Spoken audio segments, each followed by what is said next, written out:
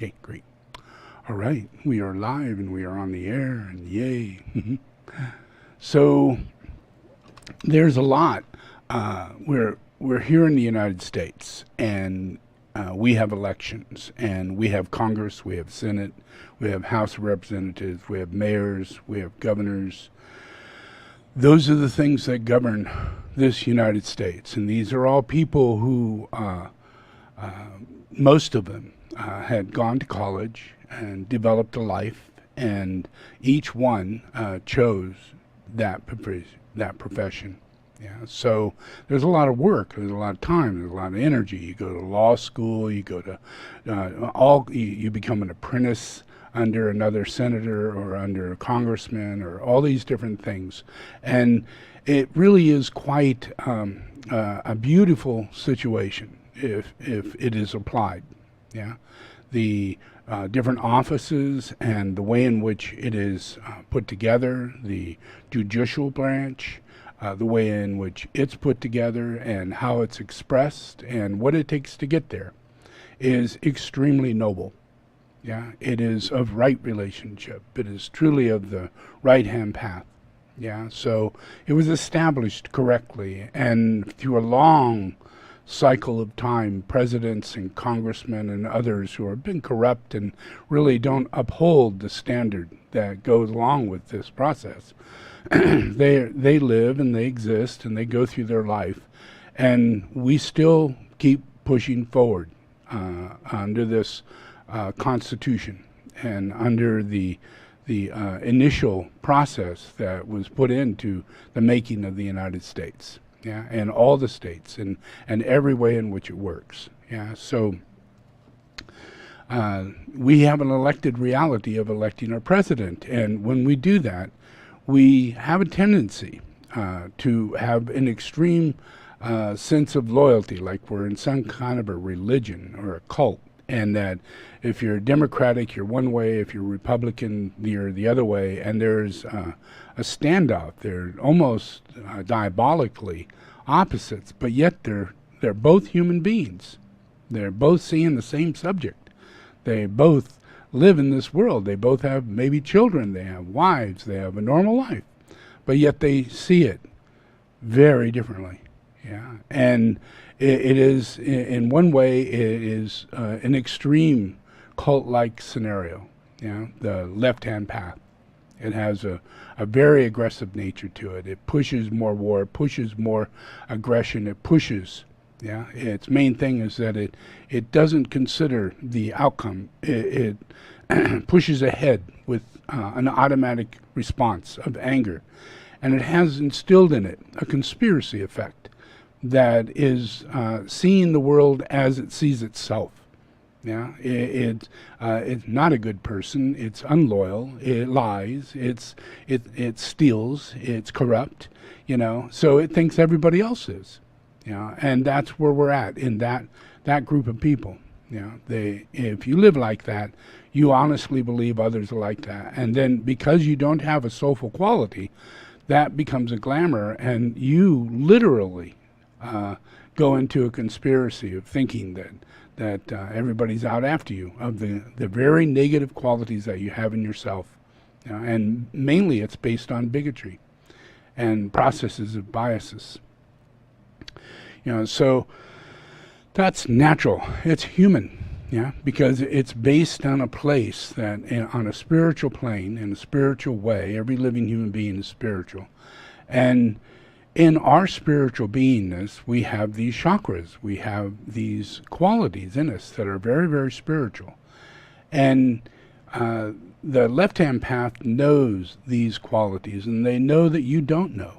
And they know that by expressing certain ways, especially conspiracy thoughts, only by saying words, only by saying words and giving images, but they're only half-truths. They're not real. Yeah, they're formulated to create a half-truth. Yeah, and then they create the anxiety and hostility that mounts up, and it turns into truth. But they're the actual creators of it happening. Yeah, and they're giving justification for the identity that it is happening. Yeah, so terrorists build on that. People who are very much against society, very much capitalist in their way of being communist. If you think of communists as not capitalists, you're crazy. Yeah, it capitalizes 1,000,000%. Yeah, and it lies and it's corrupt and it's decisive in a way in which it knows how to manipulate other people to do the very same thing. Yeah, to be a communist. And nowadays, communism's not even a word. Yeah, it's more like bigotry or Marxist or something like that. But you really don't get the real truth behind it, that there is an employing quality that creates terrorism. And communism is a school. Communism is a place that you get recruited into, and you find yourself in a building with a bunch of other people who are out of military or who have been in the police or used to be football players or baseball players who are very aligned to being told what to do and follow. Yeah, and being very aggressive, having been competitive in that nature. Communists love those people. They love it, and they draw those people in. They do not tell you that they're communists. They just tell you they're a little bit subversive, and that if there's a need for there to be justification for something to create a justice out of an injustice, they point out conspiracy theory, as the injustice.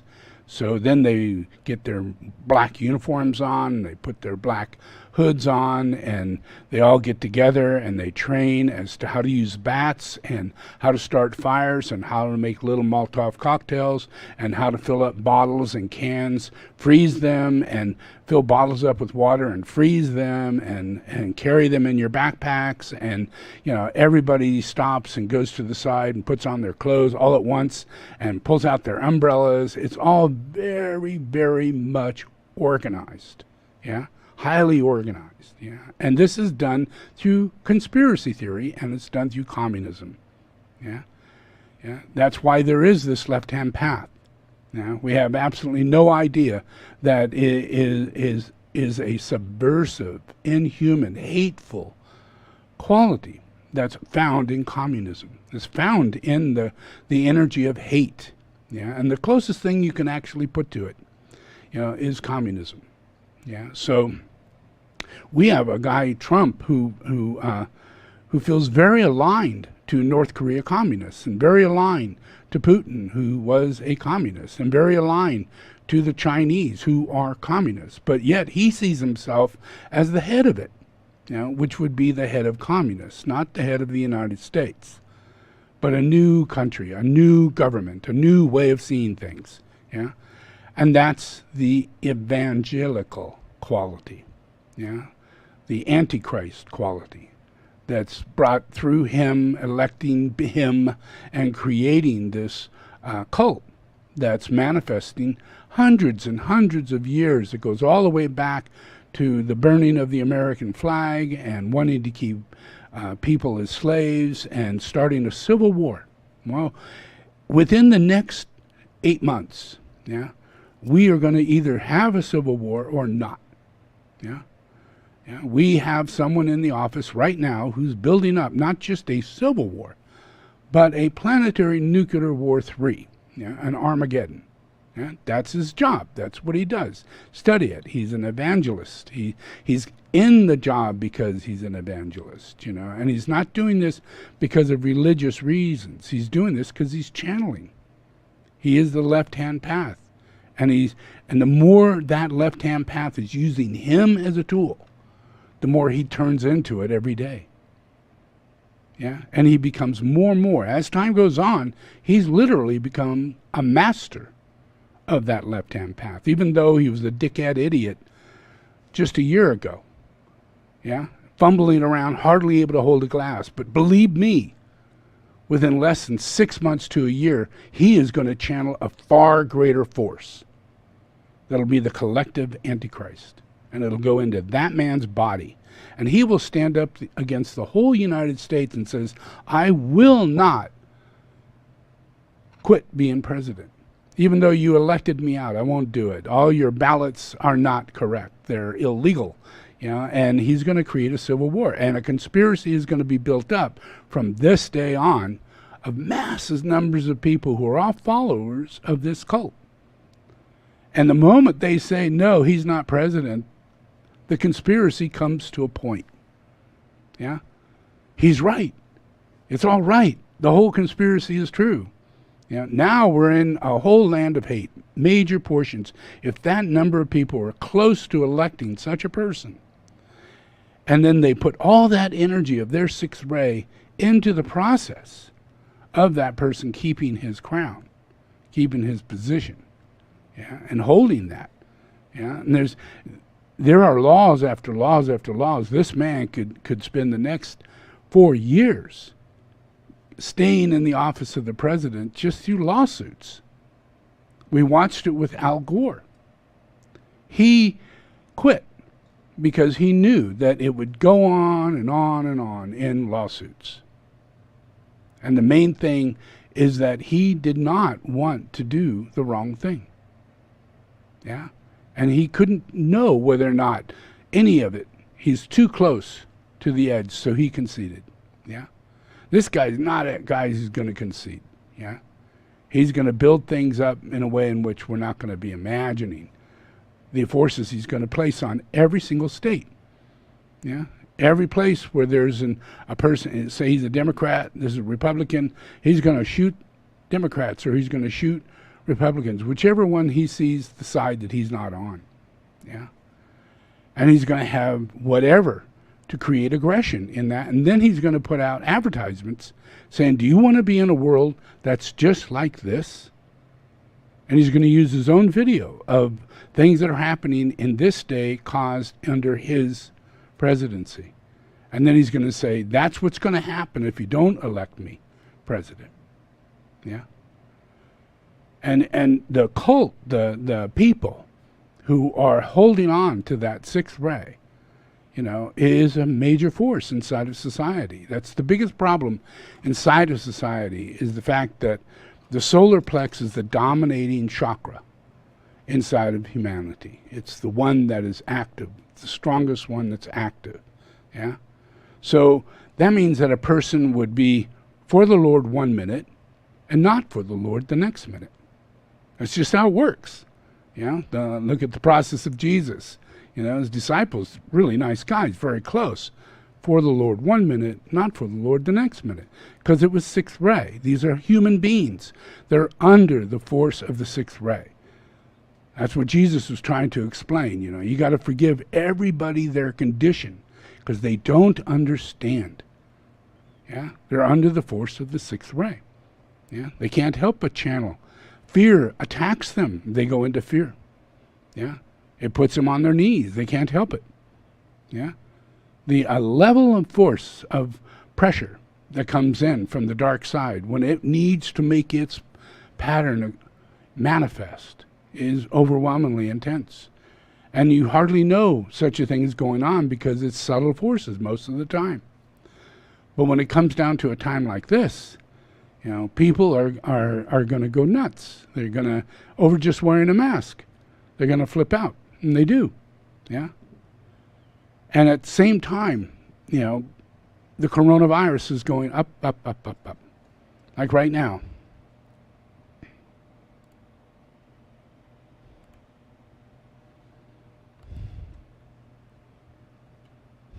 For a fourth straight day, the coronavirus claimed more than 1,000 lives in this country. Infections are also still surging. At the same time, millions face new economic uncertainty. Michael George has the latest. The nightmare scenario underway now as Americans are in the grip of coronavirus, with no fewer than 30 states reporting surging deaths. Infections out of control in 3 of the biggest states. In Florida, cases now surpassing New York State, with more than 414,000 infected that we know of. At least 50 hospitals there now say they're out of ICU beds. Texas and California facing similar crises. It's so bad, observers now comparing them to 3 New Yorks, a state hit hard early on. To fight back, more than 150 scientists signed a letter calling for a new nationwide shutdown. Let's put the brakes on a little bit. Let's get this right. After pressure from President Trump, the CDC weakened its advice, calling to resume in-person school. And now this, a potential crisis in housing. Tens of millions of Americans struggling to pay their rent could now face eviction. I'm going to be 60 next month. Where do we go? Single mom Lisa Pradia and her daughter Ayani are being evicted from their Texas home. What happens to these families that's got babies? A federal ban that temporarily stopped landlords from evicting people expired overnight. Zach Newman of the COVID-19 Eviction Defense Project says without help, people will be out on the streets. We have to keep people housed, and if we don't, we're going to be paying the cost for years to come. Despite city budget cuts and the coronavirus, this pool in Brooklyn is one of 8 across New York City's 5 boroughs that just opened. Swimmers are being told to distance and wear masks unless they're in the water. Jamie? So, people are going to be kicked out of their house, yeah, and people have no jobs, and people are getting sicker, and it's going to drive people nuts, and the process of being kicked out of your house is bad enough, yeah, and but yet it could be fixed. You know, there could be an easy way of taking on the liability.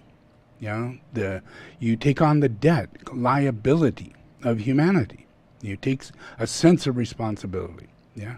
And you, as a president and as a Congress and as a Senate and the House of Representatives, you immediately understand that every single living person in the United States is either living in a house, mortgaged, or is renting a house. And this is millions and millions and millions and millions of people. And it wouldn't take much to gather together the exact number of who's who and where is where, and be able to start sending out a funding process in a very specific way. We can use the internet, people can fill it out, it could be done over a week. Yeah, and then that process just begins a process of taking care of mortgage, taking care of rent, and verifying that this will work. You know, that this person really does need to have it done, that the person that they're renting from is connected and communicated with, and they agree, and it's negotiated. You know, building another system, you know, within our government is not something that's hard to do. And establishing a welfare system that needs to be done right now, you know, in the largest possible way, you know, until this thing is over with, which could be years down the road. So we have to take on complete responsibility for human life, you know, their housing, their food, their economy, yeah. And once that responsibility is done, you know, then humanity will be able to do the things they need to do. Yeah, they can go back to work. They can begin developing their relationship with the jobs that they wish to do and make economy right and develop their life and live in a way in which would make themselves healthier. You know, even though the virus is still here, but we can at least not be on the street, at least not be completely poor.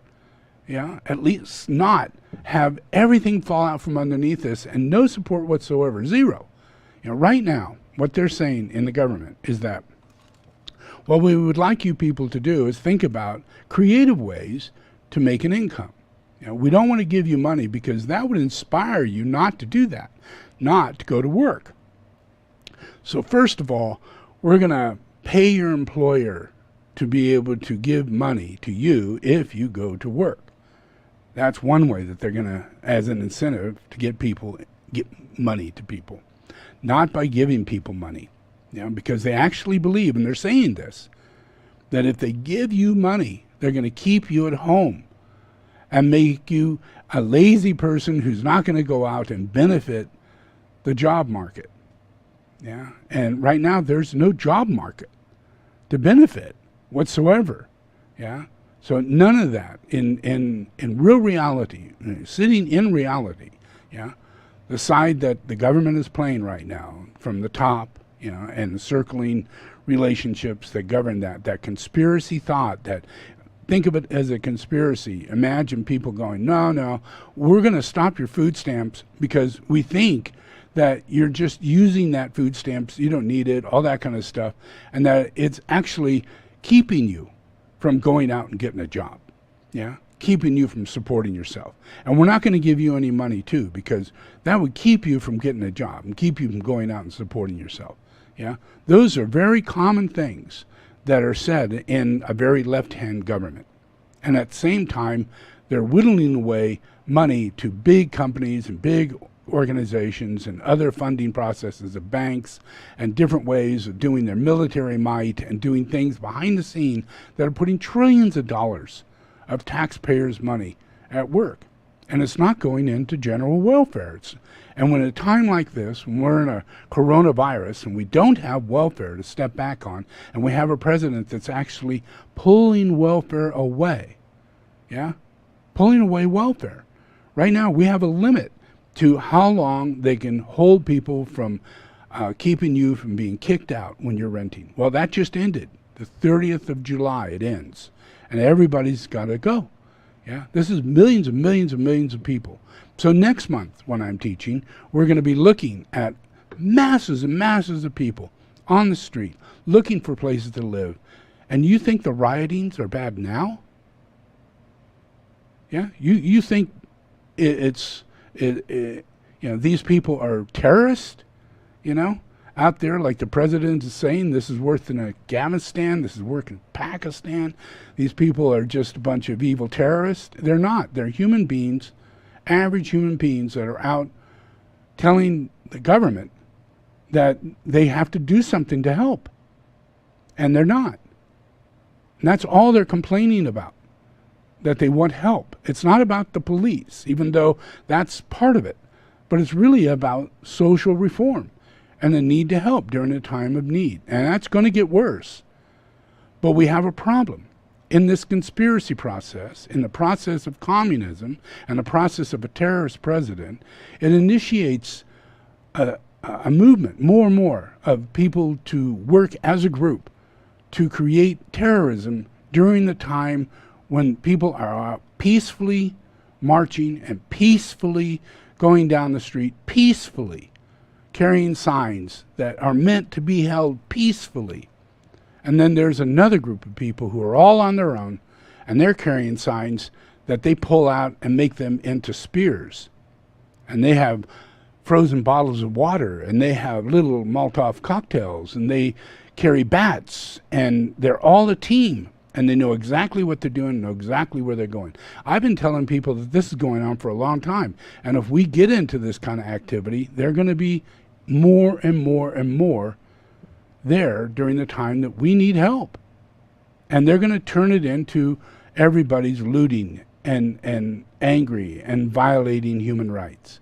And it's not everybody who's doing that. Yeah. So let me just show you something here.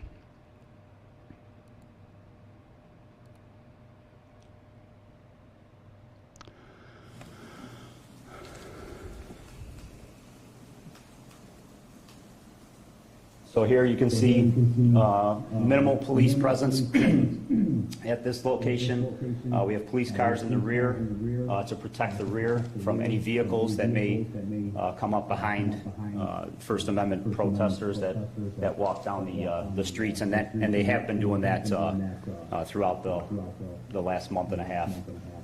This is where you see the crowd start to march into Grant Park behind the Columbus statue. So they would be just north of the Columbus statue heading into the park.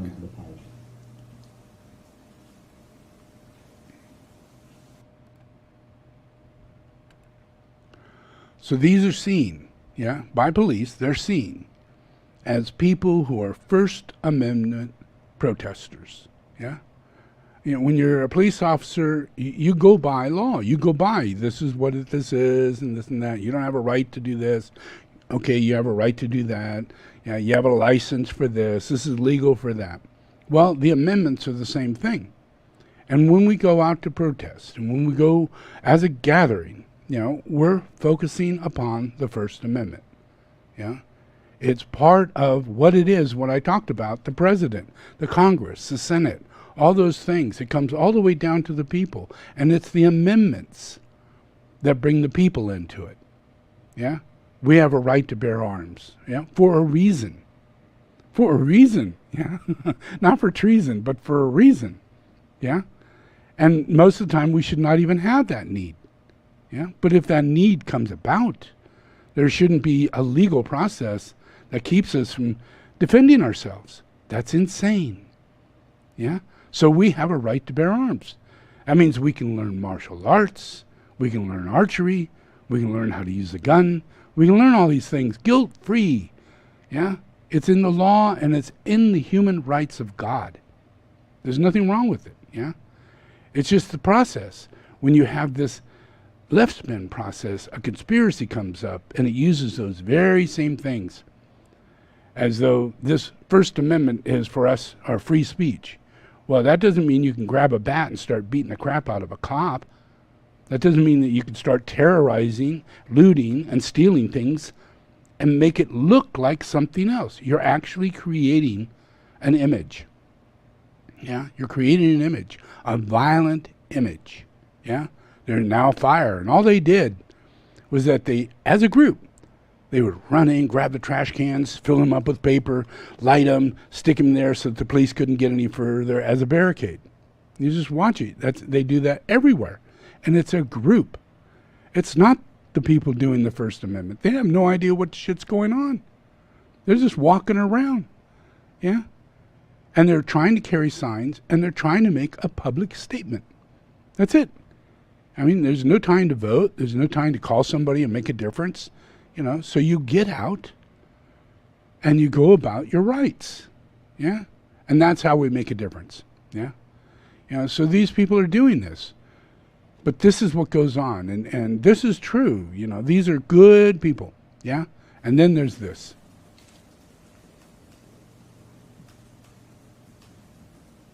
So here you can see minimal police presence at this location. We have police cars in the rear to protect the rear from any vehicles that may come up behind First Amendment protesters that walk down the streets, and they have been doing that throughout the last month and a half. This is where you see the crowd start to march into Grant Park behind the Columbus statue, so they would be just north of the Columbus statue heading into the park.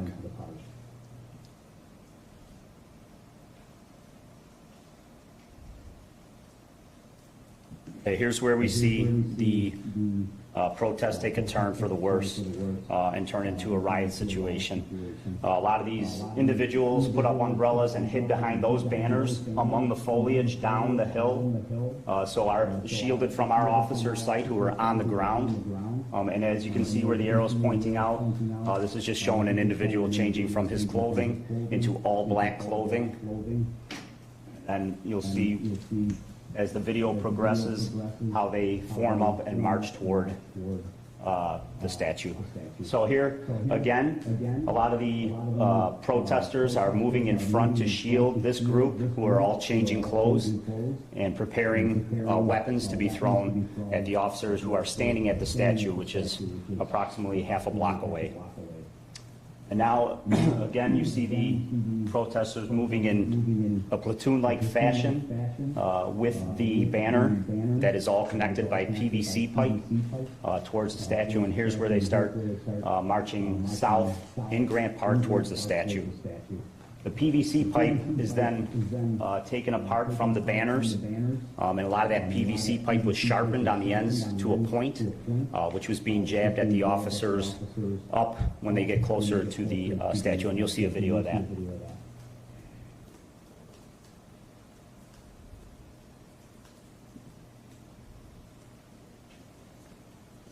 Now they're forming up. You'll see the banners come down, and then they start moving.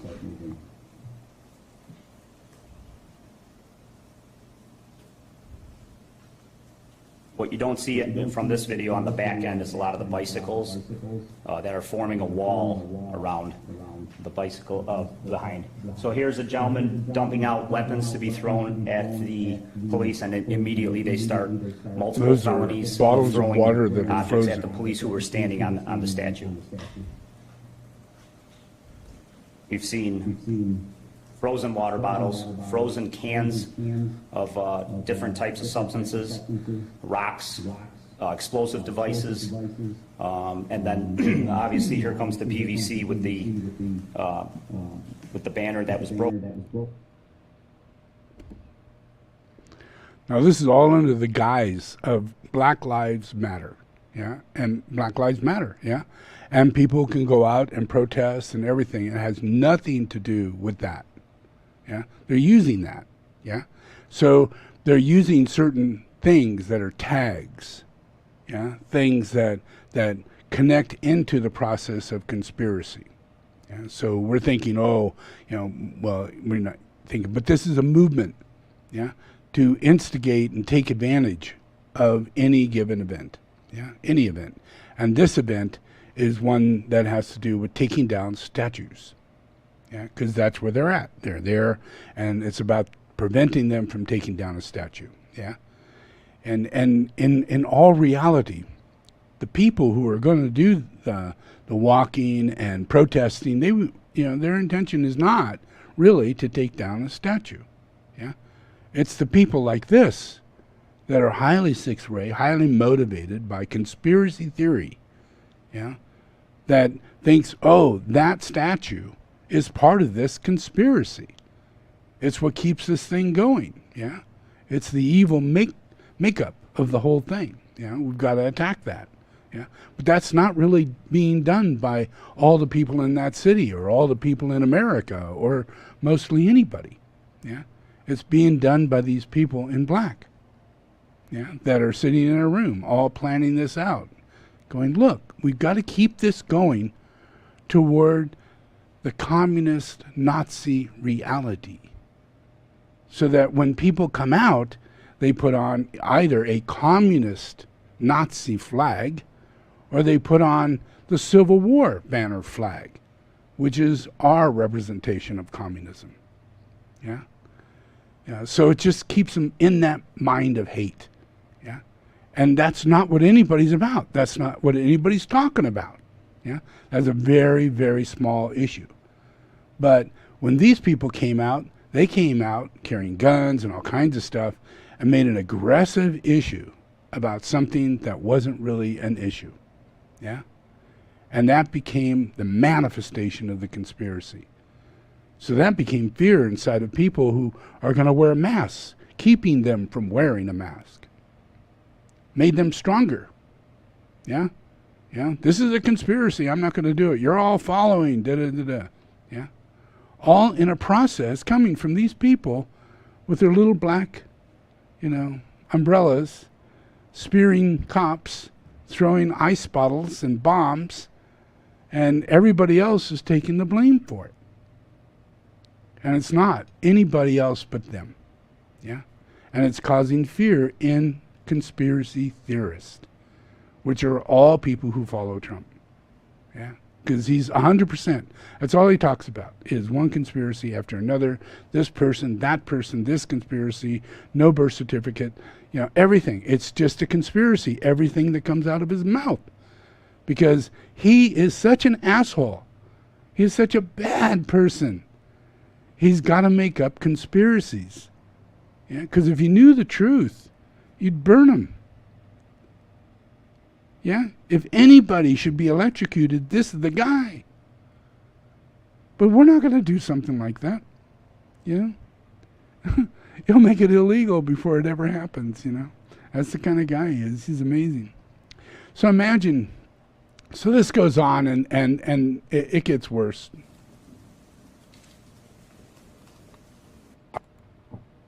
Heart and then jabbed at the officers. Want to point out that we've had multiple protests at the statue prior to this event that were all peaceful, and we respected everyone's First Amendment right to protest peacefully, but this was not what you're seeing here was obviously an ambush on the police officers.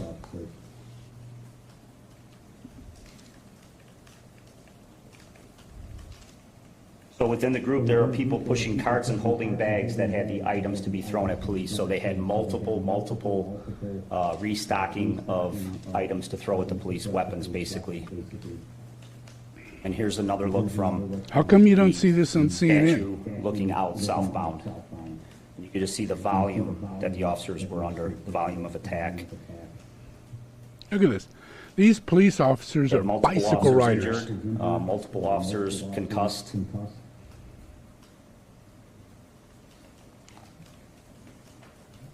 They did not expect a peaceful protest to turn out like this.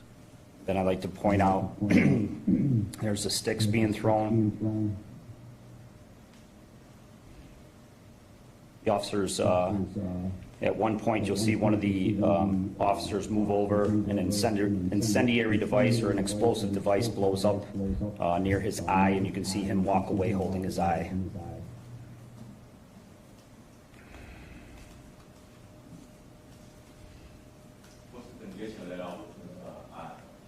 That officer's eye is damaged. He has to go back daily to have his eye checked by the eye doctor and may require surgery.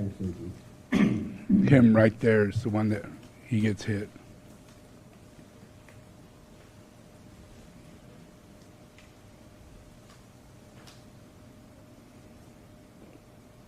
It's going to happen here shortly. You'll see the officer in the white shirt, the sergeant,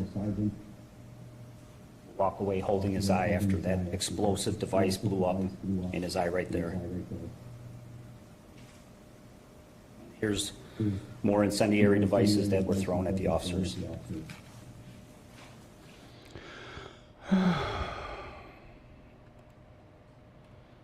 Yeah. And it's, you know, in every place that these places are happening, yeah, every place, they have these groups show up. Yeah, here's another one, and this is all within the same days. So they're not like a small group. They map it out. They know their location. They plan this for a long time. They've been doing this for many, many years, you know, and so they're there right on time, and it's like a orchestrated scenario, a play. Yeah. Take a peaceful demonstration was held for a couple of hours.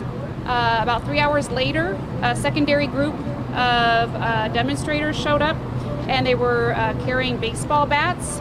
That group then marched south on 5th Avenue towards the headquarters building, and while en route to the SPD headquarters building, the group damaged businesses along the way. They also damaged the old federal courthouse that's on 5th Avenue. Once the group reached headquarters, they graffitied the headquarters building, and then they graffitied the municipal court building, broke all of the lower windows out there. The group then headed back north on 3rd Avenue, all of the while continuing to damage businesses along the way. Individuals in the group appeared to target Starbucks and Amazon, both as they were heading towards headquarters and heading back northbound. They then made it to the West Precinct, where this group confronted officers outside, and excuse all my paperwork here. The protesters then lit mortar-type fireworks and then threw them at officers from a very close range. The devices that they threw can blind, maim, and kill people when thrown from these short of distances. Excuse me. The result is at least 12 officers during this confrontation were injured. At least one officer is being treated at the hospital after fragmentation entered his neck and throat area. The other officers are being assessed and treated at the precinct. During this time, the police department used blast balls and pepper spray to stop the assault that was occurring on officers. No tear gas or other less lethal munitions have been deployed. At this point, we know that we made 2 arrests, one for assault, and believe the other one was for a theft or attempted theft. Not clear at this point, but as that information becomes available, we'll share it with you.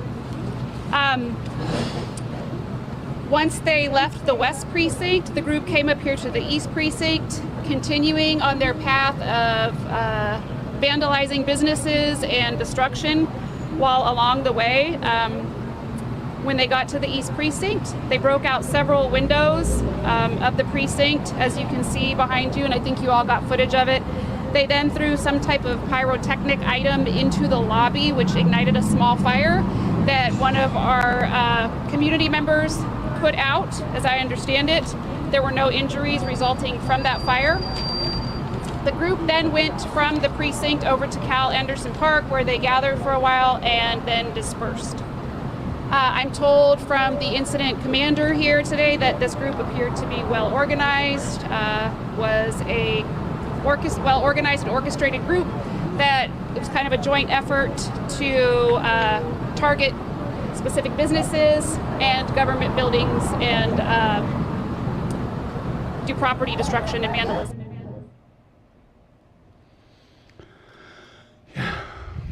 Yeah, organized. Yeah, very, very organized. People coming out of their house, calling each other and going over to their friend's house, painting,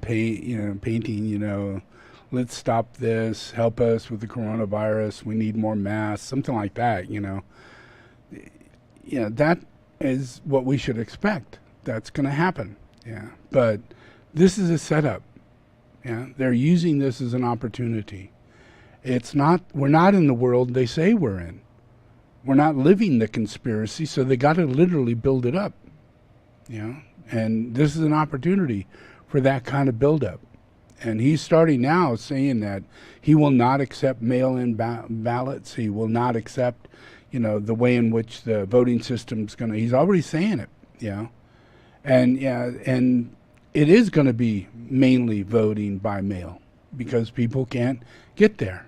Yeah. And he's going to go against that. The only way it's going to work is if Biden wins by a major landslide. And that's why I'm talking. Yeah. Is so that we can gain some light on this process where we need not be afraid. We need not be in the conspiracy. We need not to believe these things. The process of the world is very different than what's being projected at us. Yeah. We can understand why it is the coronavirus isn't going away, and yet we can see it go away in other countries. So there's hope if we behave. Yeah? Other people behaved. It worked out. Why won't it happen here? What's to worry? What's to worry? All we got to do is behave. Yeah? It's all working out. But we're not behaving.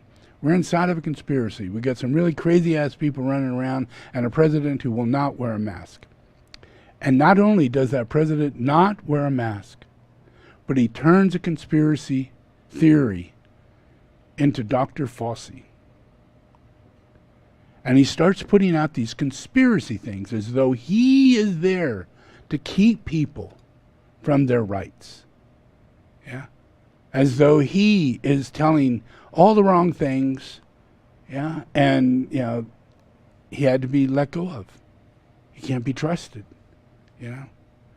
And under a conspiracy theory, this guy's been around since the HIV and, AIDS, yeah? And the focus of AIDS, he was the head of it.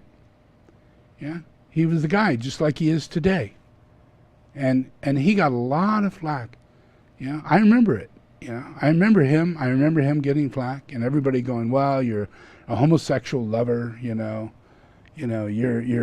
okay with gays and all that, but no one says we're going to kill you.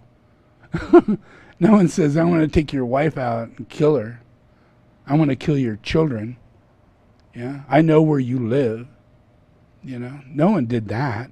Nothing like it. But this is what happened to him this time, because of our president. And our president has done this, one person after another. One person after another. He either sends people to prison, yeah, or he ruins their reputation.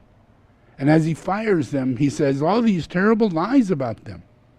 Like the guy who wrote the book, Bolton. He was a great guy until the president says he wasn't a great guy. Yeah? Fauci's a great guy till the president says he's not a good guy. How can this man have so much power? How can he have so much power? Power over so many people, smart people around him, yeah? And they're all just going, yep. Everything he says is fine. Well, look what happened to Fossey.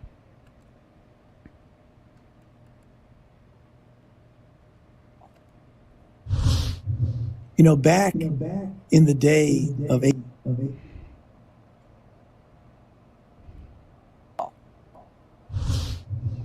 back in the day of HIV, when I was being criticized with some hate mail, it was more, people calling me a gay lover and what the hell, you're wasting a lot of time on that. I mean, things that you would just, push aside as being stupid people saying stupid things. It's really a magnitude different now, because the amount of anger, I mean, as much as people, inappropriately, I think, make me somewhat of a hero, which I'm not a hero, I'm just doing my job. There are people who get really angry at thinking that I'm interfering with their life because I'm pushing a public health agenda. I mean, the kind of, not only hate mail, but actual serious threats against me are not good. I don't really see how society does that. But yeah, how do you process that? It's tough. I mean, it's tough. I mean, serious threats against me. I mean, against my family, my daughters, my wife. I mean, really? Is this the United States of America? But it's real. It really is real. Have you had to take on security measures? Yes, and so on? Yes. I've been given security. That's terrible. Yeah, that's terrible. And it's the President of the United States who did that. And the lady who stands there at her pulpit, she did it too. Yeah. And a smiley face, as though she's not telling a lie, as though she doesn't hate anybody, as though she's not malicious. Yeah, not malicious at all. No, how can you say that? Yeah, I'm a pretty blonde. Girls are not malicious. I'm not malicious. An amazing situation we got here. Yeah, dominantly sixth ray, dominantly. Yeah, and when we get into a situation like that, it becomes more than danger, of anything that we're involved in. We're not aware of the danger that's involved here, because conspiracy. What would be the conspiracy? Well, let's think about it. He's an evangelist. He was put into office by evangelists. Their focus of putting a president in the office is in order to get certain things done. Israel has to move to a certain location. Palestine has to be in a certain way. Once this is fulfilled, then an Armageddon has to take place. Yeah? Once that's fulfilled, then the Christ will come. Yeah? And this is his step-by-step, whether he believes it, whether he's moved in it in his own mind. That is the anointment that is in his body. He's got that position. He is the guy who could make that happen. Yeah? And it just matters as to how much evil is in his body by that time. Because right now he's channeling as much Antichrist as ever been on this earth. And it's getting more powerful. Watch.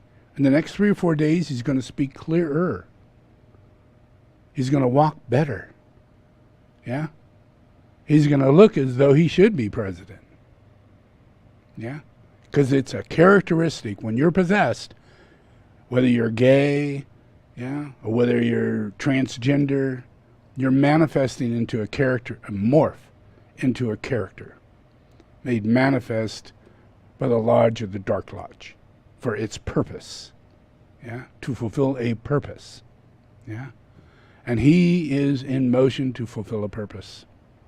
Behind the scene, he's involved in military processes, and he loves being the commander-in-chief. He really loves it. You think he's having a good time, with the coronavirus? No, that's not. He doesn't want it. That's not fun. He wants battleships. He wants, positioning nuclear warheads toward one person and another. That's his go-around. That's his real way of living his life. That's how he sees it. because that's what the president's supposed to be doing. And according to him, that's the way he wants it. Yeah. He wants to see all the nuclear missiles. He wants all the great big ships. He wants them bigger and better. Yeah. That's in his head. We're thinking, he's president. What is he doing with his time? He's building a military, people. That's all he's doing. That's all he's doing with his time. He's building a military, and he's covering his tracks. He's making political statements. He's maintaining his office the way he can, but his goal is to develop the military and put aggressive defense measures in the process of Russia and China and make other allies freaked out because he's raising up China's assault, their willingness to build more ships themselves. If he builds more ships, they're going to build more ships. If he builds more aircraft carriers, they're going to build more aircraft carriers. If we build more missiles and he says we're going to go into space and go to war, holy crap, did you think about that? I mean, it's one thing to have a nuclear war down here, but it's another thing to have them coming at us from up there, which is his plan. Yeah? That was Ronald Reagan's plan. Star Wars. Yeah? Everybody freaked out. Said, whoa, I thought we were going to kind of like back off on nuclear holocaust. And Ronald is like, I don't know. I don't trust these people. We better go to Star Wars. And he's built Star Wars. Trust me. We'll see it. And if he stays in office, it'll come out as an exhibition. Because he wants to exhibit his military might to the world. And so this is the effect of it today, right now. On a day-to-day basis, we are at war. On a day-to-day basis, we are at war. And this is the part of the war that we're in right now.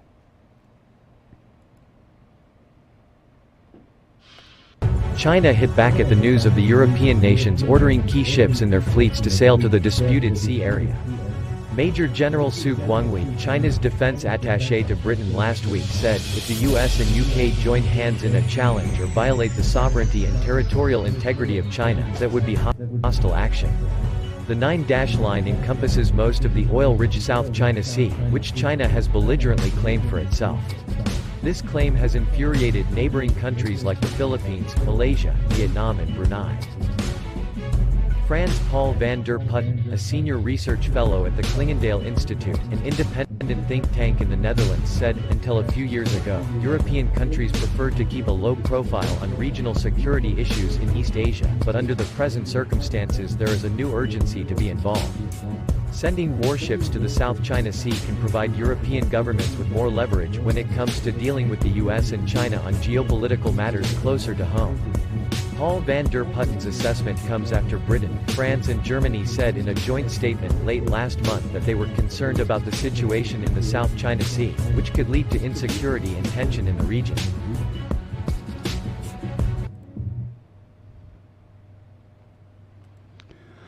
That's fact. And that's just, that's just the news, on a daily basis, military news, yeah? And it's not CNN. What do they say about it? Anything? Anything? No? Anything? Yeah. How about Fox? No? CNBC, MDD, AKK, CLOP, whatever you want to call those news medias, it's a bunch of bullshit. It's bullshit. Yeah?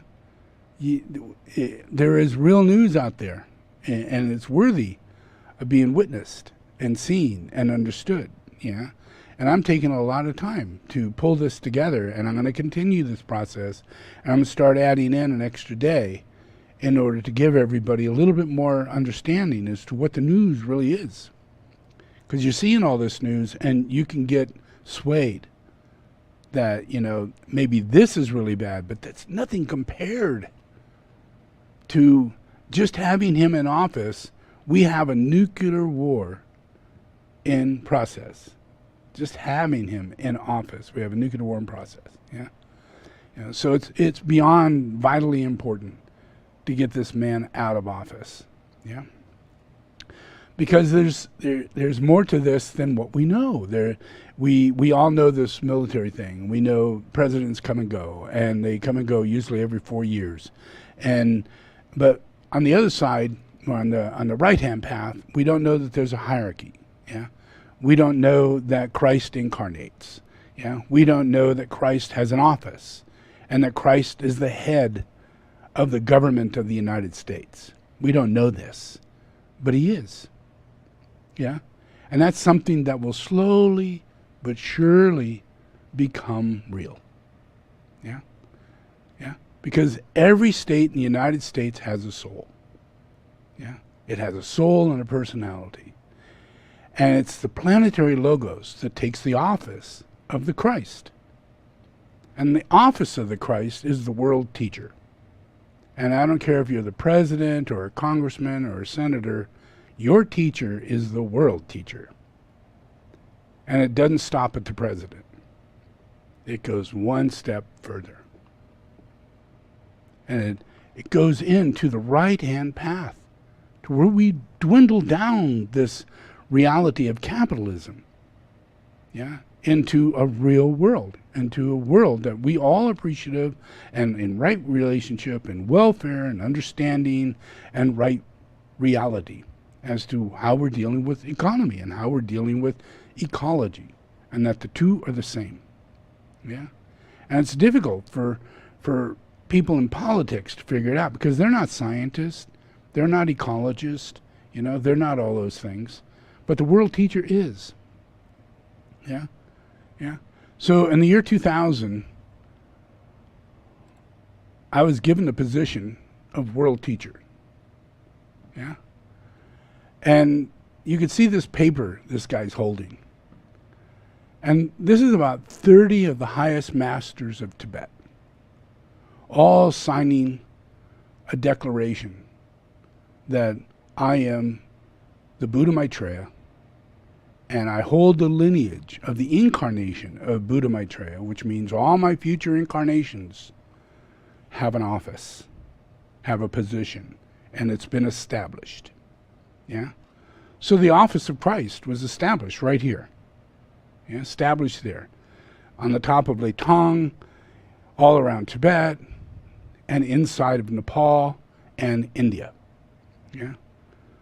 Yeah. So then it goes to where here I am the world teacher, and I'm teaching. But I'm teaching through transmission. I don't teach the way most people teach. Yeah? I teach through transmission. So I provide soul therapy instead of the type of meditation you would have heard from the Dalai Lama, or from a Rinpoche, or from another teacher of Buddhism, or even of Christianity. Instead, I transmit the blessings of God. No go-between. Yeah? No church. Nothing. Just me as the world teacher. But I transmit my teachings through wisdom, not the tree of knowledge, but through wisdom. Yeah? So I sit on this seat as the world teacher, as Buddha, the Lord of wisdom, the teacher of wisdom. Yeah? And yet, I live in America. This is where I hold my seat. Yeah? And you would think, wow, you know, he probably holds a seat in the Patala. You know, I have. Yeah? That was my seat. Yeah? Then I also held my seat in other places throughout India and Nepal. Yeah? And I still hold my seat all throughout those locations. Yeah? But I chose, at this point in time, the evolution of humanity is the evolution of America. And it's the process of the unified field that can happen in the initiates that reincarnate and find themselves in America. And they create a new world with a new governing body that's initiated by Christ, through Christ, and waiting for the incarnation of Christ to take the office of world teacher. And then all the offices that are the offices of our government are all under the auspiciousness of God. They become tukus. They become blessed. And in order to get into that office as time goes on, say 2050, We have children that have grown up and are so bright and so clear, so loving and so understanding of so many sciences and so many clarities of relationship, of purity of religion by living a truthful Buddhist life. Many generations, So by that time, those children that then grow up and become those people who are going to become the senators and the president of the United States will all be initiates. It's guaranteed. This is the house of God, the United States of America. One nation under God. It doesn't matter who the president is. It matters that Jesus Christ is coming to America and is well known for that. Buddha Maitreya comes out of the West. Well known for that. Christ will come out of America. I was born in America. I am an American. I'm Native American. So all my incarnations will be on the seat of America. And it'll foster the American consciousness, the right-hand path throughout every nation for democracy. Ending all of this bullshit that goes on with the left-hand path and fostering or putting people in position or being manipulated to be allowing these people in position by their authority, by their money, by their greed, by their power. But as time goes on, that all gets wiped away by the right relationships that come from the Lord. And that's through the world teacher. It doesn't matter if it's a king, it doesn't matter if it's a pope, they still have to take auspicious anointment from the world teacher. And if they're to continue, they will get past their delusions of grandeur. And I will point out the delusions of grandeur. And it will be a hell day for them. All of what is wrong will pass back up through them. And it doesn't matter who you are. The field of enlightenment that comes from the world teacher creates judgment.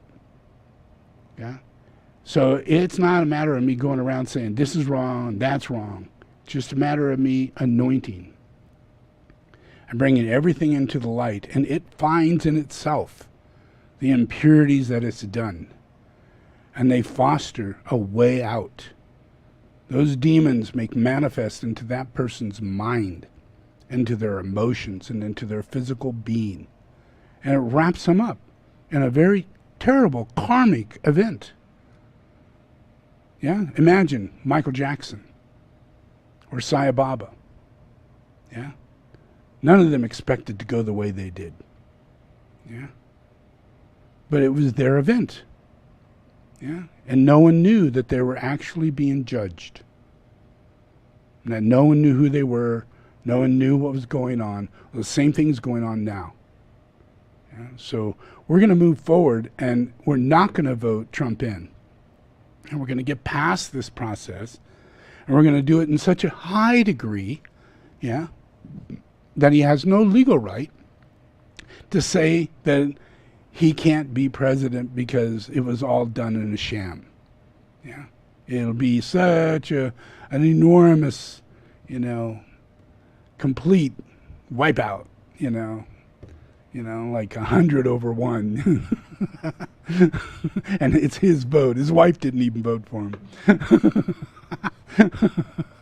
I pray God, I pray to God, that everybody gets their soul. Because we've had enough time with Sai Babas. We've had enough time following Michael Jackson's and letting pedophilia go by. And his best friend is one of the worst pedophiles on the planet, and that still has to come into action. He's right in the middle of that. So judgment is overwhelmingly big time in this guy.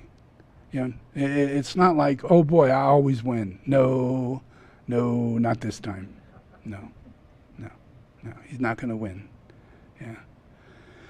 So trust me, there is a lot going on that is affecting all the leaders of the world because of the process of the externalization hasn't fulfilled itself. I'm still working with Tibetans. I have a monastery that's being built in Leitong right now, And I put all the money that I had, every dime that I had, into that. And we've got it about halfway built, and it's huge. It's the Maitreya Monastery. It's the seat of all of Tibet. It's where all the Dalai Lamas go to learn from me. It's where all the Rinpoches go to learn from me under every lineage, whether it be Sakya or Nyingmapa, it doesn't matter. They all go to that monastery. It's the Maitreya Monastery of the Sakya lineage. Yeah, Sakya. That goes back to the very beginning of Sakyamuni. Yeah. So this is the most powerful thing that's happening for the planet, and I'm just halfway through it. I don't have the money to build it. You know, I would love to say donate, you know, but no one donates, you know. So I'm no sense saying donate, you know. So, but I am going on Who's Who. There's a thing, this famous thing called Who's Who, you know, where famous people and biography and stuff. You get put into the Library of Congress, and people get to know that you existed, yeah, and that you've done really good things, famous things during your life. Well, they're asking for me to give them an interview so they can write this article about my existence, you know. So within a month, this thing's going to come out in the Who's Who, you know, which would be quite a nice thing for America. You know, to find that Jesus Christ is reincarnated and he's in Who's Who. You know, I think that'll be, you know, we already know who's Trump, you know, so this is somebody else, different Who's Who, yeah. But that's happening. We're in process of that, and that's a pretty big thing. And then if it weren't for the coronavirus, I'd be in Nepal right now, and I'd be going to India, and I'd also be in Bhutan. You know, where I'd be receiving major enthronements under the king of Bhutan. And I'd be the reincarnation of Padmasambhava there. And that'd be a really big event, you know. But that's being put off till next year, you know. So it's a big process of many things that are in the making, you know, for humanity. The making of this Maitreya Monastery in Tibet. China had to agree to that. It took me 5 years to get China to allow Buddha Maitreya to come back to China and be enthroned in China, at the top of China, actually top of Tibet, but enthroned as Buddha Maitreya for everybody in China to take refuge under me. Yeah, that's a big thing. They won't allow the Dalai Lama to come there, but allow me, the person who would be the #1 teacher of all Buddhism in China. So that's a big thing. We're talking billions of people that are Buddhist, that are, you may think they're all bad people, but not those people. The bad people are the ones who sit in the van and communists and are saying, let's learn how to use these sticks and hurt people. You know, it's just communists. They're a small little group of people, and they recruit other people to make them think they're all communists. But it's not true. It's a conspiracy theory. It's bullshit, it's lies, it's meanness, yeah? So that's the same with China, and China has allowed Buddha Maitreya to take a throne seat in China. That's where most of my enthronements took place, yeah? So China's in a very different boat than what you think, yeah? And they're receiving light, and they're willing to receive that light, yeah? They're willing to say, okay, we'll give him a passport, we'll have him come into the country, we'll allow you to buy land for him, we'll let you build a big monastery. They're even paying for a quarter of this monastery. Yeah, that's pretty big. Yeah, yeah. You know, so we got to build a much larger monastery because of that. Yeah, but it's still a process. And next year I'm gonna work with everybody to know that we're going off to this monastery, and we're going on to Bhutan, and we're going to these other places so that people can see that there is a seat for Christ. Christ isn't a person that is represented by Christians. Yeah, he's represented by himself. He holds an office of responsibility. Yeah, and it has a great deal of benefit for everyone if that comes into effect, which is what's happening, yeah? And when that happens, it externalizes the hierarchy, because they're the ones that put me in the office, yeah? So that means they have to externalize themselves in the middle of China, or in the middle of India, or in the middle of Nepal. They still have to wake up fully and come to a point of of awake, externalized, I believe this is who he is, and we're going to stand behind it, and let's do this. Yeah. So that's the first externalization we've got, and that's going to save the world. Yeah. So it's not the way we think. There's another process going on, and there's massive numbers of people in America and Europe and other places that are all part of waking up and using the tools. Yeah. So it's a major thing. Yeah. And being able to change this process that we're in, we have like 100 days or 99 days before election. Yeah, that's not a lot. Yeah, and it's a mindset of a cult. Yeah, so it's really a matter of taking this sixth ray, yeah, that exists in everybody, and stimulate it to be attracted to the second ray, rather than being attracted to the conspiracy, but move upward. So that what is lower mind and fear and all these other things, they get transformed as we all get moved upward. Yeah. So that's the plan over the next 4 or 5 months, is for me to continue process of this, and in the outcome, people make a transition. They make a choice of being able to discern Trump or no Trump. Yeah. And it has to be in high numbers. Yeah. Because it's the process of the Christ. You know, we are a majority of people. We are the light and the soul. Yeah, so we're not the lesser of the group. We are the majority of the group. Yeah, and everybody has to wake up to that.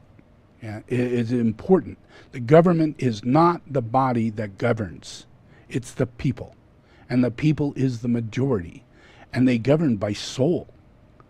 And if they don't have a soul, then they are governed by leadership and manipulation and subserviency and taxes, and a whole other group of people come into play that take advantage of us.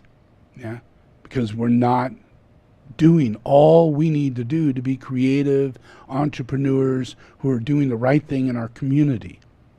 You know, taking care of poverty, taking care of all these things.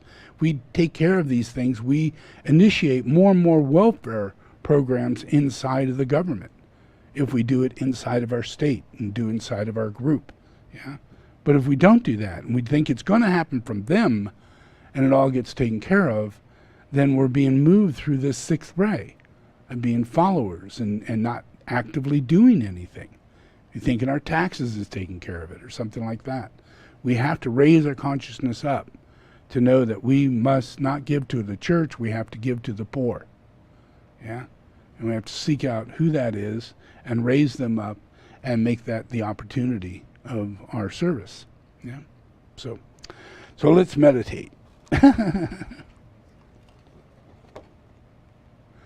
Okay, so we're going to do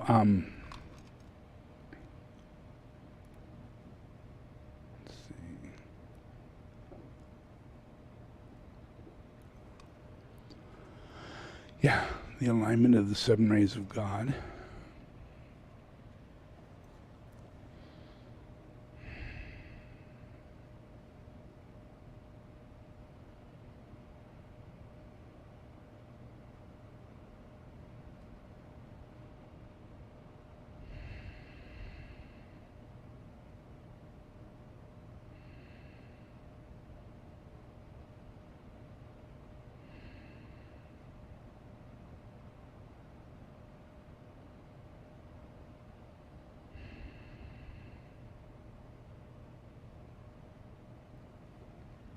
I think in the next teaching, I'm going to bring a video of the Leitong Monastery, a recent one. I have 2 monasteries there. One is the one that we built quite a few years back, and that's the Maitreya Monastery. And that's where all the Rinpoches come together. But then the other monastery is where we need 500 rooms for all the masters to live. Yeah, because we're gathering all of them, and they're all going to be there to learn and teach, and that way I go there yearly and do worldwide transmission, you know, with these people, and we do it on a monadic level, and that'll make you have no idea what potency this is for the world. You know, the effect it is to heal your solar plex, to heal your throat center, to heal your crown center. That can only happen by masses of people taking transmission. And they stay in this state of light and they're really powerful. And they're just like you would imagine masters would be like. This group, this particular group, are the masters of masters. I mean, they are it. They're nothing like any of the rest of Tibetan Buddhism. They stand, they look, they are fully embodied monadic masters, and there's hundreds of them. And they're doing ceremony for my long life, my birthday, and the building of our monastery, all of our monastery. So this will be a good process for everybody to come in contact with that.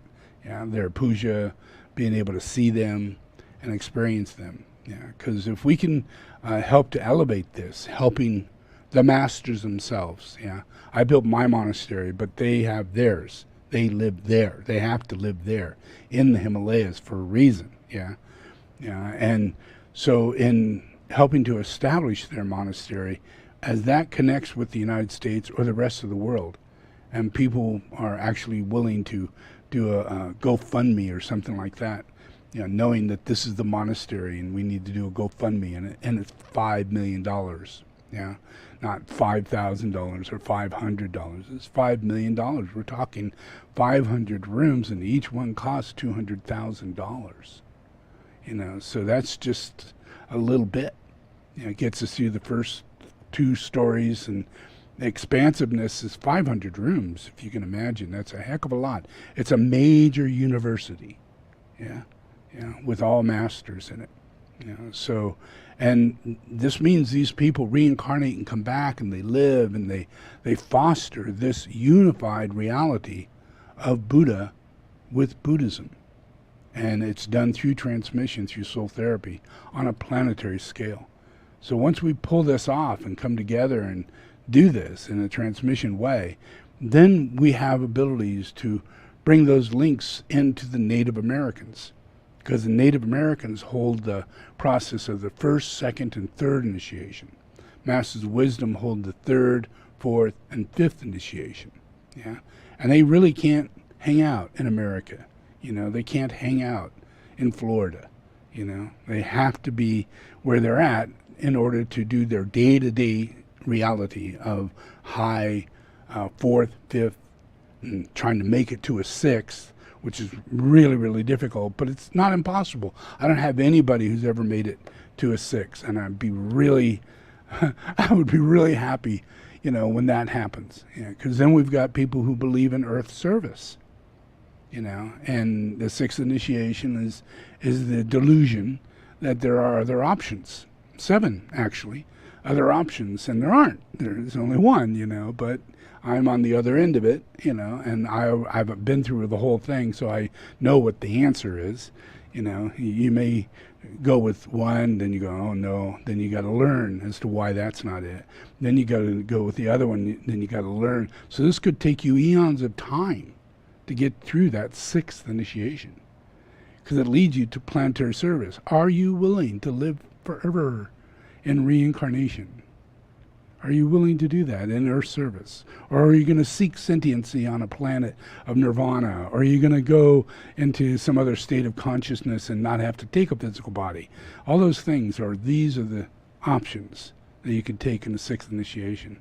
And none of them are the answer.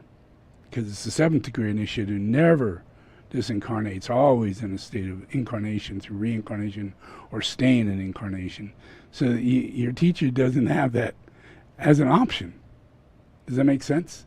The planetary logos just does not have it as an option, but everybody else does as they're passing through these initiations. So in order for anybody to get through this process, it takes the Native Americans to actually make the transition for humanity. And they're going to do this. It's just, they're going to reincarnate, they're going to purify their land, they're going to stop a lot of things that's going on, transfer those things over to sacredness, and moving Congress and moving all the things that has to do with organizing the law. What is the difference between right-hand path law and left-hand path law? And a Native American knows the difference through discernment and discrimination of being a human being. So they represent the human being. They make it through the first, second, and third initiation. That's a human being. Yeah? If you don't make it through that, you have all these fallen natures that make you not a human being, and not a good person, not trustworthy, all these things that are in the being. And that can't make up the United States. The United States actually has me in it. You know, so that's a really high state of initiation transmitting out of a continent that supposedly is a mundane United States, silly little United States. But it's not. It's the holiest continent on the planet with holy sacred places all over it that have never been woken up or recognized, yeah? So it's just a process in all of us making it to 2050. You know, it's a real process, you know, coming through the outcome of Trump and the outcome of quite a few things. But the main thing is the timeline of Christ. You know, making it through my timeline is, you know, like right now we're in 2020. Well, I couldn't be enthroned until the year 2000, even though I might want it in 1970, I might want it in 1960, you know, but it ain't going to happen until the year 2000, yeah? So I got to work, and do everything I have to do through life to pass time as it goes by, because it's about time. It's not about wishing or thinking it must be a certain thing, yeah? And it's not until after it happens that you actually know that's the way it works, yeah? So all of this is set up. Everything is set up in relationship to the office of the Christ, yeah, the Lord of Time. It's not set up to the Armageddon relationship of Trump or a terrible outcome of a greedy-ass country like China, or, you know, some terrible thing happening in Africa that we're not aware of, that it could be a terrible thing. I'm aware of all these things, yeah? And I create a healing of the nations. Yeah, so it's a fostering of what I'm doing that's going to make the difference. Yeah, yeah. By the year 2050, we will have a major effect placed upon the healing of all the nations.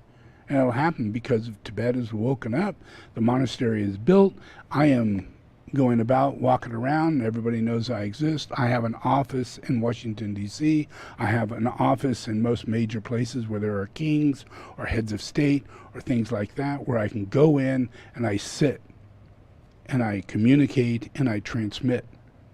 And I become the connection between the monad, the soul, and the controlling body of humanity. So it doesn't fall into the hands of a cult. And everybody gains an overshadowing of discernment and discrimination. Yeah. So I'm going to bring that video next time so you get that process. All right, so let's do this invocation. Just repeat after me.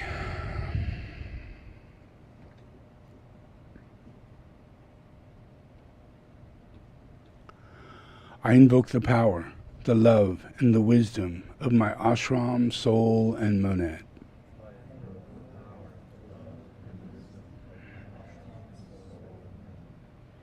To guide me into the right activity in the plan.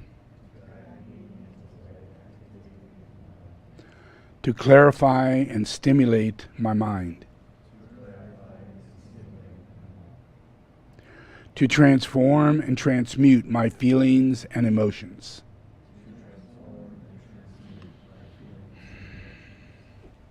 To energize and vitalize and heal my physical and etheric body.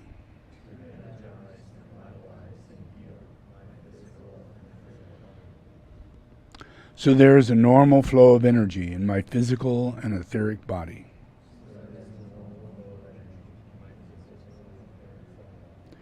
Through this day and every day, I ask this in the name of the Christ to serve the One.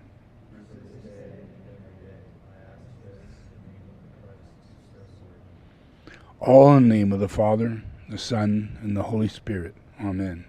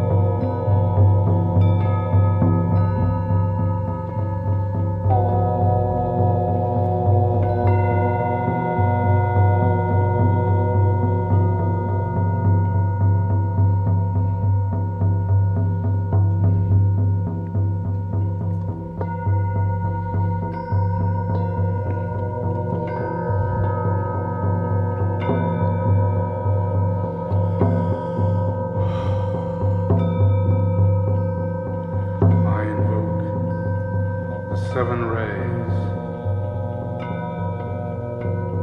to raise the senses of humanity, expressed as the soul.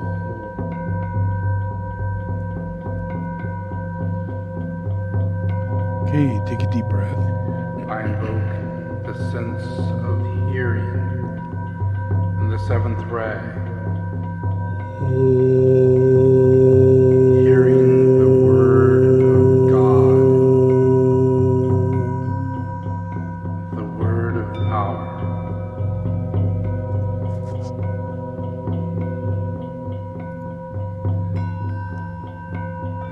I invoke the sense of touch and the first ray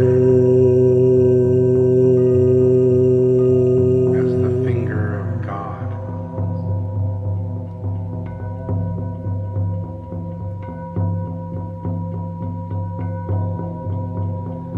I invoke the sense of sight as the third ray, as the eye of God.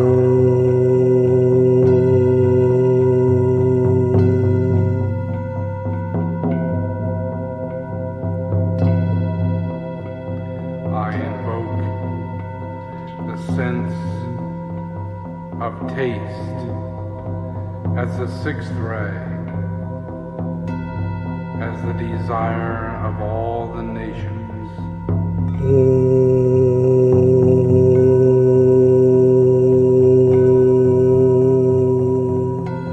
I invoke the sense of smell as the fourth ray, the beauty of revelation.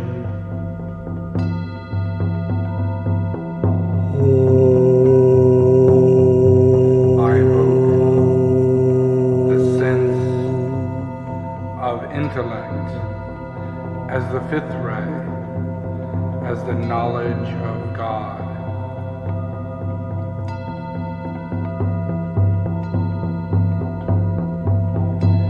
I invoke the sense of intuition as the second ray, the understanding of God.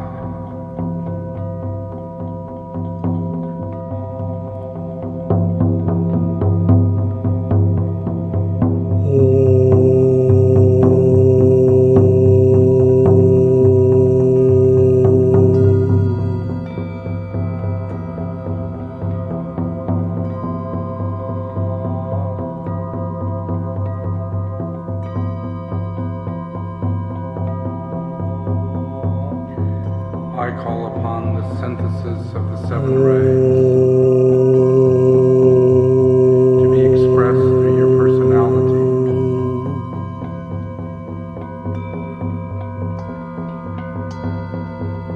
As the first ray of ideas, the mental body, the purpose, your life.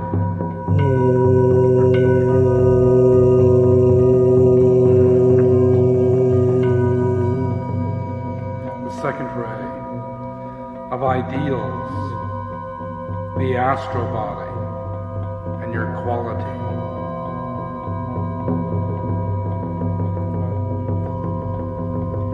The third ray of items, your physical body and your form.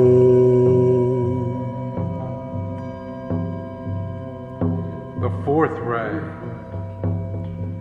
of the fourth kingdom of humanity in balance.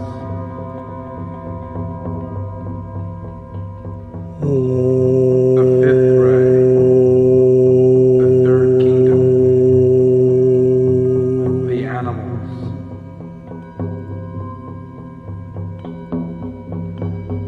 The sixth ray, the second kingdom, vegetables. The seventh ray, the first kingdom, minerals.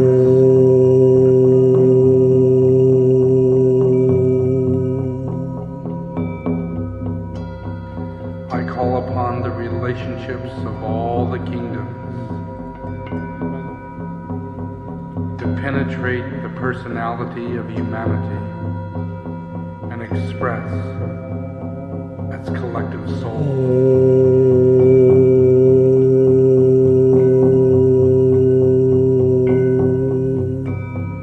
The seventh ray and the first ray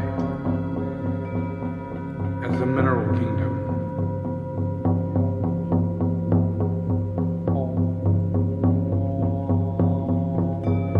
The second ray, the fourth ray, and the sixth ray as the vegetable kingdom.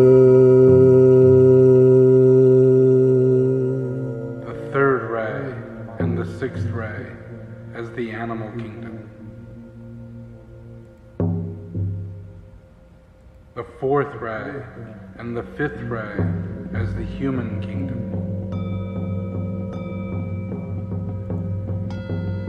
The fifth ray and the second ray as the egoic soul.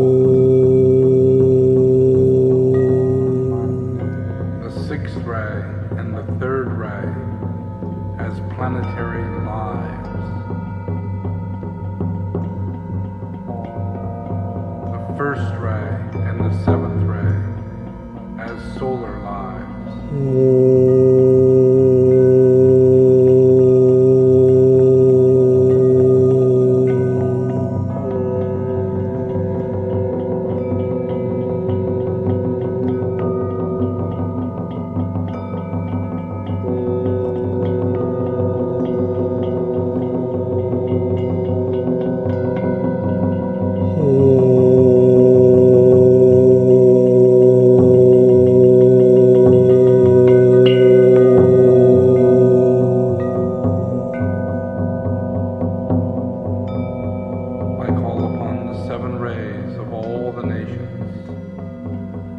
Penetrate the planet Earth, to bring forth the geomantic relationships of the soul, to integrate the egoic ray and the personality ray of each nation, and to express its true expression, to make manifest peace on earth as one living body of God. I call upon India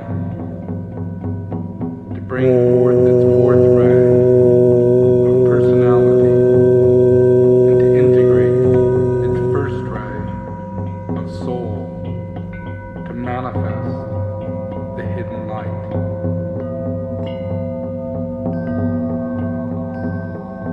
I invoke China to bring forth its third ray personality to integrate its egoic soul into its first ray, to manifest as the indication of the way.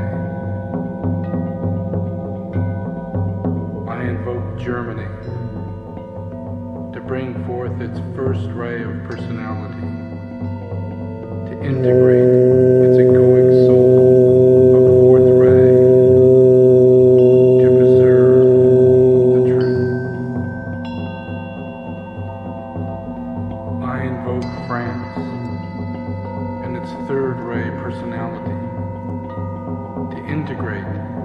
fifth ray of egoic soul to release the light. I invoke Great Britain and its first ray personality and its second ray egoic soul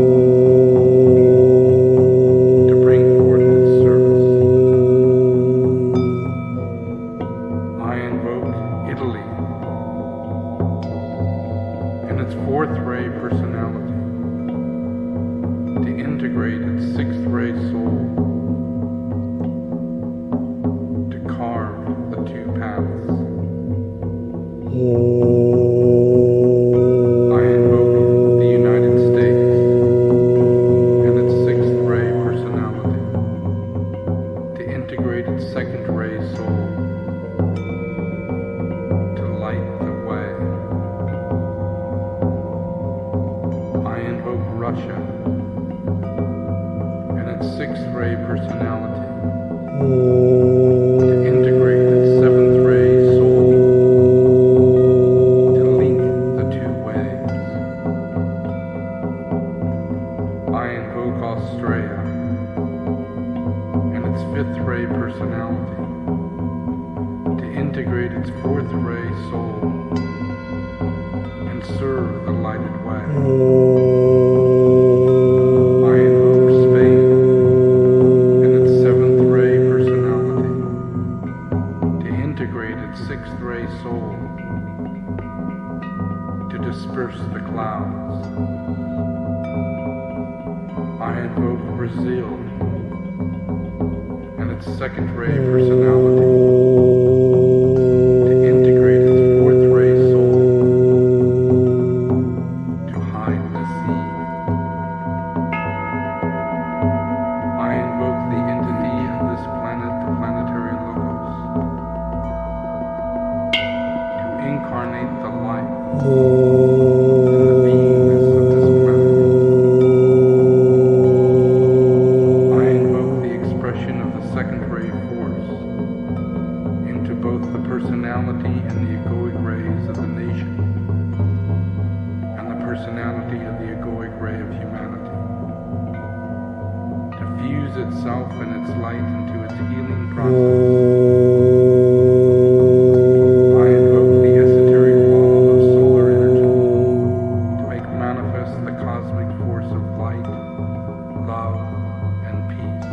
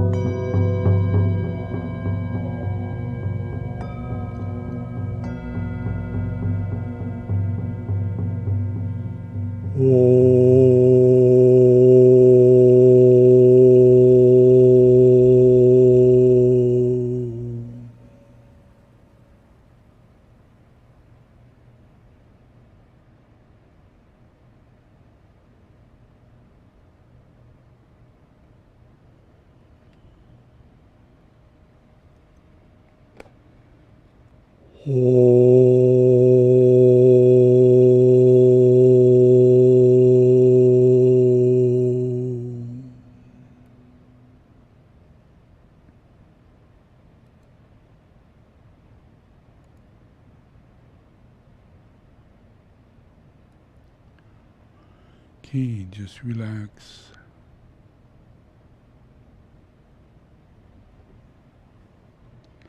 Okay, open your eyes.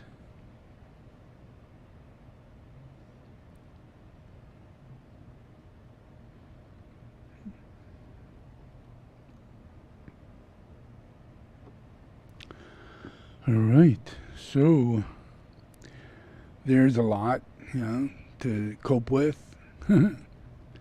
And America has in its hands an enormous amount of responsibility. Can it respond? Yeah.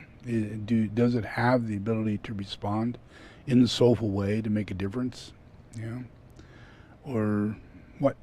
Yeah. So it's my intention. I was born in America. Yeah. I brought Tibetans to America. I brought spirituality to change in America. Yeah, I lived in America. I fought in the Vietnam War. I didn't fight. I wasn't a guy with a gun or anything like that, but I was in the military. I allowed myself to be inducted. I allowed the process to take place, and I dealt with it in the way a Buddha would deal with it.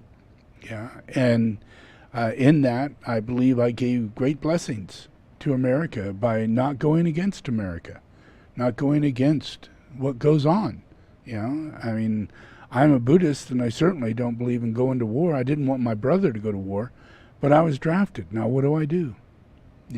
And knowing that everything that comes your way is a part of the dharma, no matter how hard it is. And it's the hard part that really is usually the place in which you're supposed to be fitted, and you're supposed to deal with it. And you're supposed to use your Buddhist practitioner prowess to change it, transform it, and allow other people to realize that it's not necessary action, and that there's other actions that we could take, more democratic actions that we can facilitate that have human rights involved in it, and on all cases. Yeah, so I believe that America has all of this. And so I did nothing throughout my life to not be subjected to it and to flow with it. And I put the monastery here where I've been pressured quite a bit to build this monastery in Nepal, not in America. To establish everything I do in Nepal and not in America. But I personally, was born here, and I realized things here that no one else has ever realized.